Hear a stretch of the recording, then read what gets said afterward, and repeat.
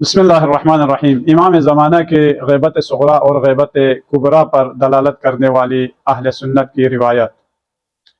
ینابیع المودہ میں حضرت علی علیہ السلام سے روایت کرتے ہیں، ان للقائم منا غیبتین احدیہما اطول من اخرى۔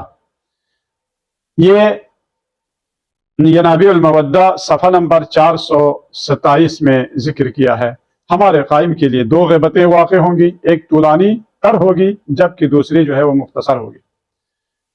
اس قسم کی روایت صرف شیخ سلیمان نے ینابیع المودہ ہی میں نقل نہیں کی ہے، بلکہ حموی اور متقی ہندی اپنی کتاب البرہان میں حضرت امام حسین علیہ السلام سے اسی طرح روایت نقل کی ہے، اور فرماتے ہیں کہ لصاحب هذا الامر یعنی المہدی غیبتان احدیہما تطول حتى يقول بعضهم مات وبعضهم ذهب ولا يطلع على موضعه احد من ولي ولا غير الا المولى الذي يلي امره۔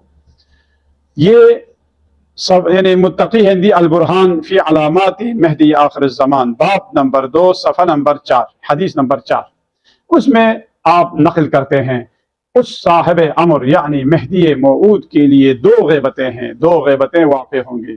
ان میں سے ایک اتنی طولانی ہوگی کہ بعض لوگ یہ کہنے لگیں گے کہ وہ دنیا سے جا چکے ہیں، اور بعض کہیں گے ان کا انتقال ہو گیا ہے، اور سوائے ان کے خاص چاہنے والوں کے جو ان کے امور سنبھالنے والے ہوں گے، اپنے پرائے کوئی ان کی قرارگاہ سے واقف نہیں ہوگا۔ یہ وہ حدیث ہے جو اہل سنت کے ہاں نقل ہوئی ہے کہ جس میں بیان کیا گیا ہے کہ امام علیہ السلام کے دو غیبت آپ کے لیے واقع ہوتی ہے۔ والسلام علیکم۔